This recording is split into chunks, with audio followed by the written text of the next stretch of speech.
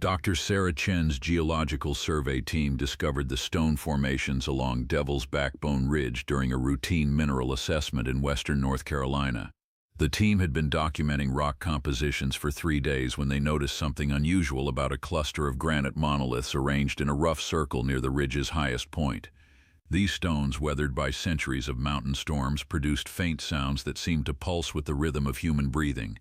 The sounds occurred most frequently during early morning hours and again near sunset, when the temperature differential between the stones and surrounding air was most pronounced. What distinguished these sounds from typical geological phenomena was their response to human proximity.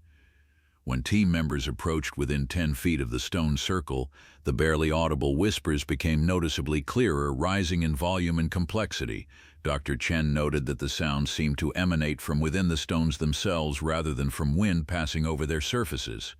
Each team member reported hearing slightly different variations of the sounds, as if the stones were tailoring their whispers to individual listeners. The breakthrough moment came when linguistics graduate student Mark Torres noticed phonetic patterns in the repeated syllables.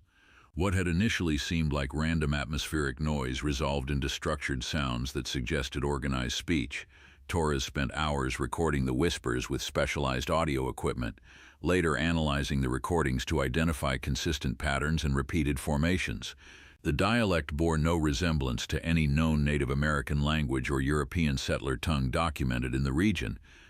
The team's unease deepened when they began to recognize fragments of the whispered communications. The stones appeared to reference intimate personal history about each listener, speaking about childhood events, family secrets, and private fears that no one else could possibly know. Dr. Chen heard whispers about her grandmother's death when she was 12 years old, including specific details about the hospital room and her grandmother's final words that she had never shared with anyone. Team member Rebecca Walsh reported hearing references to a miscarriage she had suffered years earlier, described in the exact medical terminology her doctor had used. Extended exposure to the whispering stones produced consistent physical symptoms among all team members. After spending more than 2 hours near the formations, every person developed severe nosebleeds that lasted for hours and resisted typical treatment methods.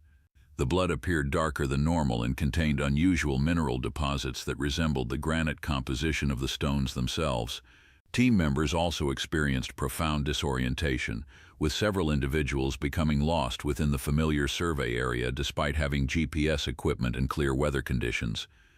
The nightmares began on the second night of their survey work. Every team member reported vivid dreams featuring the stone circle, but the dreams showed the area as it had appeared decades or centuries earlier. In these dreams, the team members witnessed historical events they couldn't possibly have knowledge of, including specific conversations between people who had lived and died generations before their birth. Dr. Chen dreamed of a Cherokee ceremony conducted around the stones in the 1820s, complete with detailed ritual practices and names of participants that she later found referenced in historical documents. Local families throughout the Devil's Backbone region have maintained oral traditions about these particular stone formations for over 2 centuries. 3 generations of the Calloway family, whose property borders the ridge, refer to the site as the place where the dead still speak.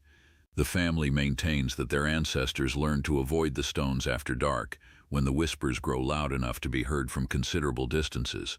Elizabeth Calloway described how her great-grandfather warned that anyone who listened too closely to the stones would begin hearing voices of deceased relatives, leading to madness or worse. The team's research uncovered disturbing connections between the whispering phenomena and historical disappearances in the area. County records from the 1800s document 17 missing persons cases within a 5-mile radius of Devil's Backbone Ridge. Each disappearance occurred during the same seasonal periods when the stone whispers are most active. More troubling, several of these missing persons had been heard talking to themselves near the stone formations in the days before their disappearances, according to witness statements preserved in courthouse archives. Multiple witnesses across different decades have reported hearing the stones speak in the voices of deceased family members. Local resident Thomas Mitchell described sitting near the formations in 1987 and hearing his dead father's voice calling his name from within the granite structures. The voice provided information about family financial troubles that his father could only have known before his death, yet the problems had developed months after the funeral. Similar accounts exist from the 1990s and early 2000s, all describing conversations with deceased relatives who demonstrated knowledge of current events despite their deaths. This phenomenon extends beyond Devil's Backbone Ridge to similar stone circles throughout the Appalachian Range. Comparable reports exist from sites in Virginia's Shenandoah Valley, Tennessee's Cumberland Mountains, and Pennsylvania's Allegheny region. Each location features ancient stone formations that produce unexplained sounds, demonstrate awareness of human presence, and seem to possess knowledge about visitors' personal histories. The consistency of these reports across hundreds of miles suggests a broader pattern of activity throughout the mountain chain. The most unsettling discovery emerged when team members compared the stone's whispers to subsequent events in their lives.